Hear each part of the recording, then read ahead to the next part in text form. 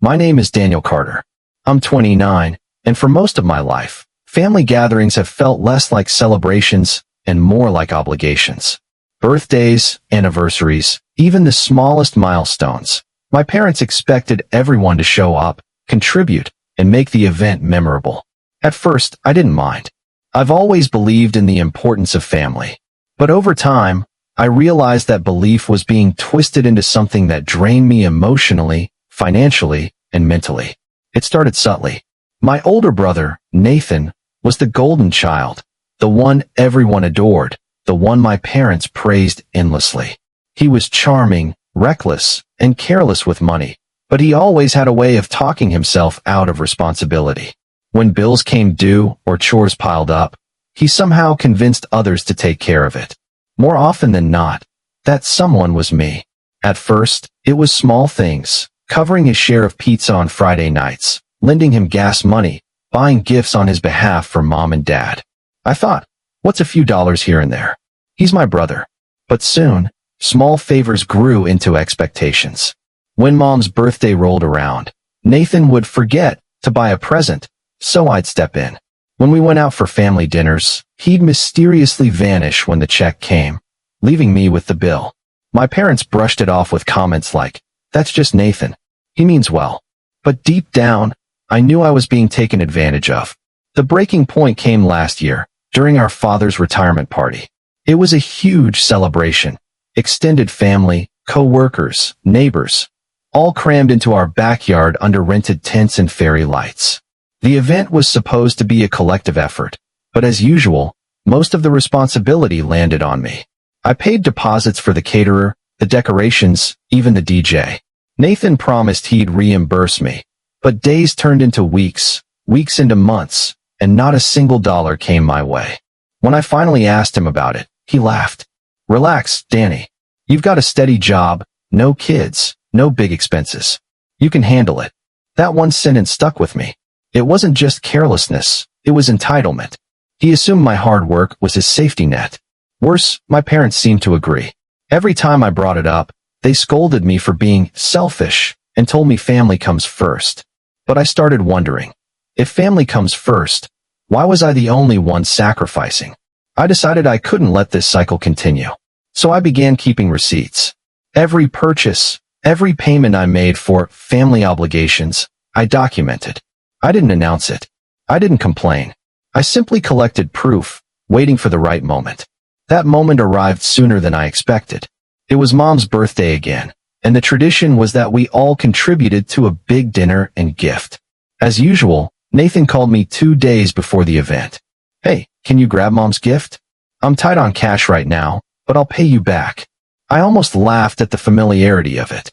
Instead, I calmly said, "Sure, I'll handle it." On the day of the dinner, the whole family gathered at a nice restaurant. Mom beamed with pride, Dad gave a heartfelt toast, and Nathan leaned back in his chair, acting like he had organized the entire thing. When the bill arrived, the server placed it squarely in the middle of the table. Everyone looked around, awkwardly silent, until Dad nudged me. "Danny, you've got this, right?" I didn't move. Instead, I pulled out a folder from my bag and slid it onto the table. "Actually, before I pay for another thing, there's something I need to show you." Confused, Mom opened the folder. Inside were months of receipts, catering deposits, dinner bills, birthday gifts, grocery runs, decorations. I had highlighted each payment, noting which event it was for. The stack spoke louder than words ever could. "This," I said firmly, "is what I've been covering for the past year. And this," I turned to Nathan, "is what you promised to repay but never did." The table went silent. My uncle cleared his throat. My cousin shifted uncomfortably. Mom's smile faded, and Dad's brow furrowed. Nathan tried to laugh it off. "Come on, man, don't be so dramatic. It's just family stuff." "No," I interrupted, my voice steady. "It's not just family stuff. It's my life, my hard-earned money, my mental peace. And I'm done being taken advantage of." I thought they'd argue, but instead, the truth settled like a weight across the table. My parents looked at each other, realization dawning. Nathan tried to joke again, but no one laughed this time. For the first time, I saw my family recognize the imbalance. And for the first time, I felt the strength of setting boundaries. Of course, it wasn't magically fixed that night. There were awkward conversations afterward, phone calls filled with guilt and half apologies. Nathan avoided me for weeks, clearly embarrassed. But slowly, the dynamic shifted. When family events came up, others began contributing. My parents no longer pushed the financial burden onto me. And Nathan, well, he's still learning. But at least now, he knows I won't quietly pick up the slack. What surprised me most wasn't their reaction, it was mine.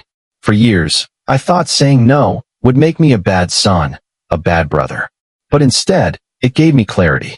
I realized that love without boundaries isn't love at all. It's servitude. By standing up for myself, I didn't lose my family. I gained respect.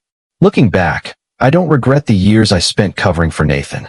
Those experiences taught me resilience, responsibility, and the importance of self-worth. But I do regret not standing up for myself sooner. If I had, maybe I wouldn't have carried so much quiet resentment. Now, I'm in a better place. I still love my family deeply, but I love myself too. I've learned that respect is earned, not demanded, and sometimes you have to teach people how to treat you. And if you're listening to this, maybe you've been in my shoes. Maybe you're the one always giving, always sacrificing, always carrying the weight of others' choices. If so, hear me when I say, you are allowed to set boundaries. You are allowed to say no. And you are allowed to demand respect, even from the people you love. Because at the end of the day, family should lift you up, not weigh you down. So don't be afraid to take that stand. Trust me, it might just change everything.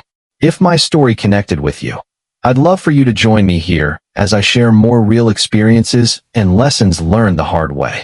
Your support means the world. Subscribe, share, or leave a comment with your own story. Let's build a space where honesty and growth are celebrated.